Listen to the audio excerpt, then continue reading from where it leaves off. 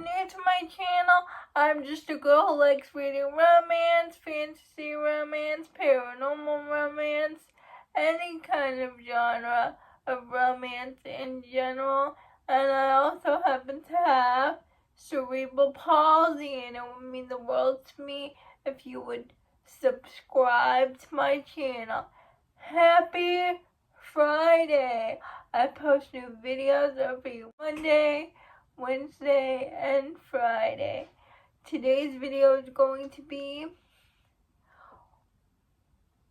a recent reads video of what I think of the new releases in romance and which ones are worth your time. I'm just gonna go in the order that I read them. Close Knit by Kels and Denise Stone. I read this book because of Jess from Peace Love Books.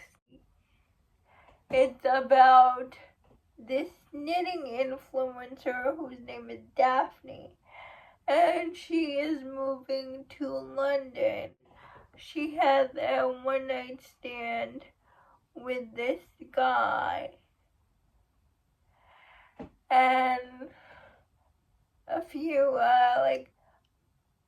months later, she's in London. Her family owns the apartment building where a London soccer team is staying at, and she has one of the only rooms that doesn't belong to the soccer team. And she finds out her neighbor is Cameron, the guy she had a one-night stand with, and he is on the soccer team. Now, Cameron is dealing with a lot of issues. His old team was not the best. It was a very toxic work environment. His old team would always put him down, belittle his confidence, belittle his accomplishments in soccer. So he's not in a good headspace. One of his teammates, supposedly his so-called friends, took a video of him while he was in the shower. And now his body is all over the internet, so he's not in a very good headspace. And so he's on this new team, and he's having trouble fitting in because he has insecurities from the team he used to be on. So he meets Daphne again. They start spending time together because Daphne teaches the soccer players how to knit because she's a knitting influencer. She goes to Cameron's games wearing his jersey, and she's just there for him. I really like their relationship. I love Cameron's family because we do get to meet his family, and his family is so great. I really like this story. The mental health representation was really well done. I like Daphne and her personality. All Too Well by Corinne Michaels. And the heroine has been in love with her brother's best friend forever. And one day when he was going through a tough situation, she kisses him and he kisses her back, but then backtracked and told her the kiss was a mistake. So she leaves town and she doesn't come back in like 4 years. And she has to go back to town because she works at a newspaper, and her boss wants her to write an article about a firefighter in a small town who saved a bunch of people, but also used to be who was gonna get drafted to the football league but didn't, and that person turned out to be her brother's best friend. So she has to go back to her small town to write this article on the hero. The place she had booked to stay while she's in town is not livable. It caught on fire when she did her hair dryer, and because the hero is a firefighter, he got the call about the fire in her living space. And he's like, "You're not living here in this fire hazard, you're going to live with me." And she's like, "I'll live with you if you let me write this article about you." So they're in forced proximity, and old feelings come up between the heroine and the hero, because the heroine thought her feelings were just one-sided, that the hero didn't feel anything for her, but it isn't true. The hero felt the same feelings, but he knew that she wanted to become a reporter, that her dreams were too big for this small town, so he didn't ask her to stay. And every article she wrote in the newspaper, the hero saves. And she finds her previous articles in the hero's drawer closet. I thought it was cute. The audiobook was really great. It was narrated by Connor Craig and Vanessa Edwin. Wolf by Paisley Hope. It's a motorcycle club romance. We follow Brinley. Brinley breaks up with her boyfriend because she thought her boyfriend was gonna propose to her, but it turned out he was just going to tell her about his promotion that he had for a job in New York. So she breaks up with him, and she quits her current job because she is miserable. She goes back to her small town. She reconnects with her best friend, childhood best friend. They went to high school together, elementary school.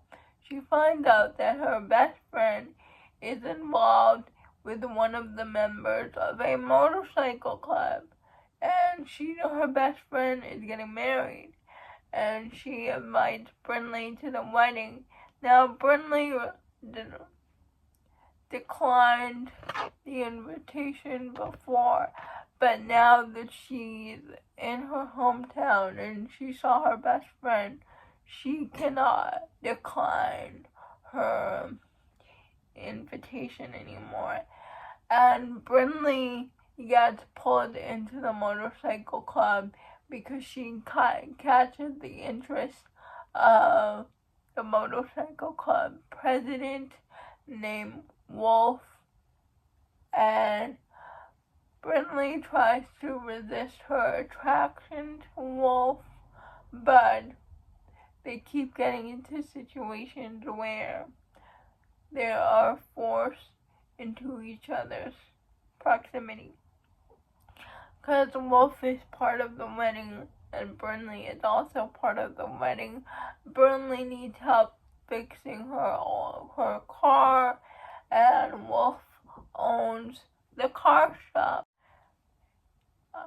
Brinley cannot deny her attraction to Wolf anymore, but she has to decide whether she can love Wolf for being Wolf, for being the president of the motorcycle club, and accept him as he is, and basically become his own lady, his queen.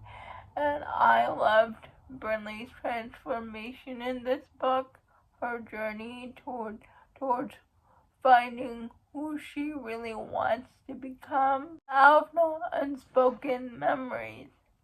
And we follow Dallas Montana, who is one of the Montana brothers, and he is a recluse. He lives out in the woods, away from his small town because of what happened to his wife and his son that died.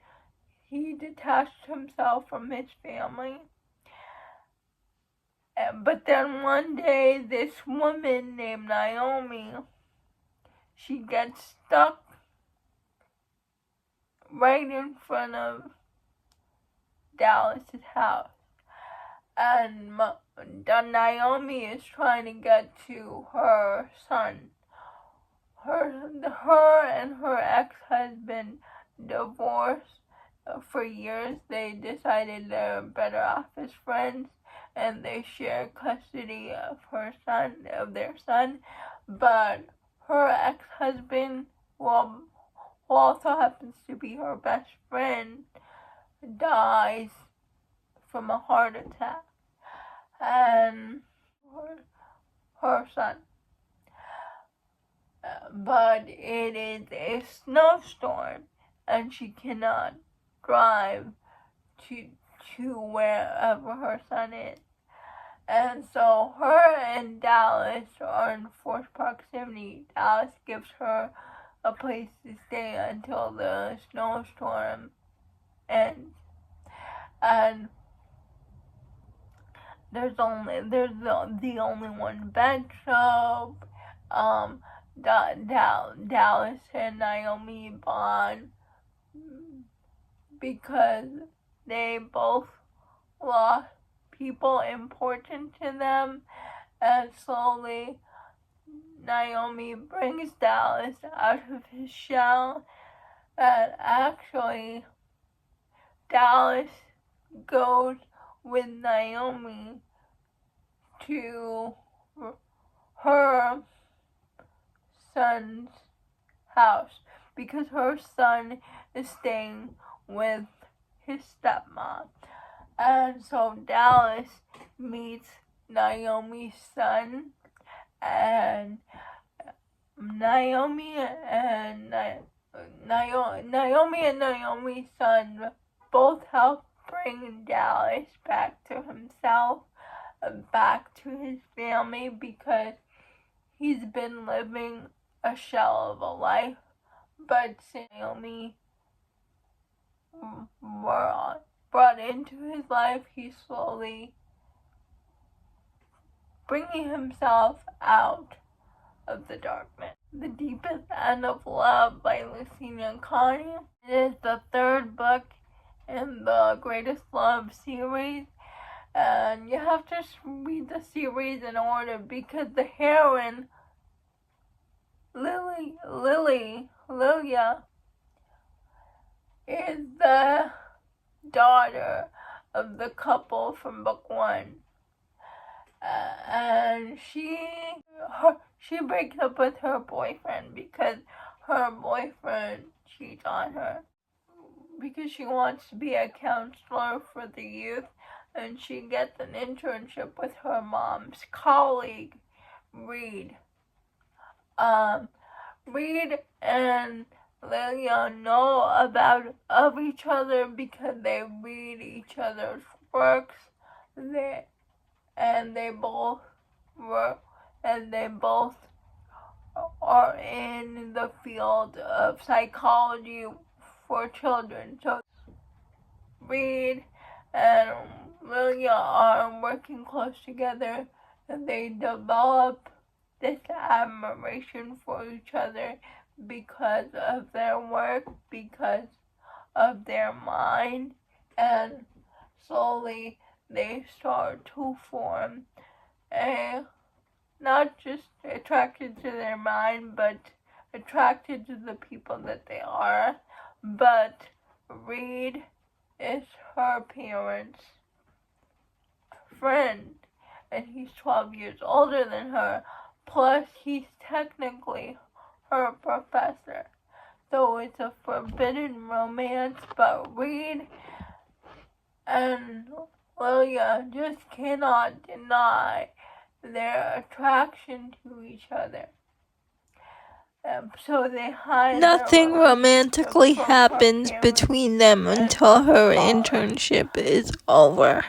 And I'm sad that I have to say goodbye to these characters because I really enjoyed The Greatest Love series. Fucking sweet. And we follow Poppy, Colton, and Lucas. And if you read the first book in the Jacksonville Ray series, you know that their romance has been going on in the background of the first two books. Poppy is the public relations manager to the Jacksonville Raid, and Lucas and Colton are two of the players in the Jacksonville Raid. And Colton followed Poppy to the Jacksonville Raid because he was on a different team, but when he found out that Poppy was going to be transferred to the Jacksonville Raid, he made it so he transferred to the Jacksonville Raid also. So he can be with her, because secretly he has feelings for her, but he never had the courage to confess because she always said she wasn't interested in hockey players. And the other guy is named Lucas, who is Colton's friend. And they both enter a relationship with Poppy. And at first, Colton wants Lucas to pick one of them, but he goes to Poppy and asks her what she really wants. Poppy tells Colton, I don't want to have to choose between you and Lucas. So it becomes a why choose situation. But while they're with Poppy, Lucas and Colton realize that they're also developing feelings for one another. So it's an MMF poly romance. It's a surprise pregnancy, and they have to keep their relationship a secret because Poppy is from a politician family, and her mother would not like that she's in a relationship with two men. But Poppy has to decide what's more important, her relationship with her guys or her mother's approval. Colton and Lucas are both dealing with their issues too, because Lucas has abandonment issues. Like, he grew up and he has no one, basically. He has no parents. He grew up in foster care because he ran away from home. Colton has a heart condition. All of them are dealing with their mental health, but they'll all come together and they're all there for each other, and they all communicate their feelings. I really love this book. I love the audiobook. The audiobook was great. Those are all what I think about the new releases. Let me know if you have read any of these books. I would love to know. Please like, comment, and subscribe to my channel. Liking this video would help me out a lot. And I'll see ya Monday. Bye.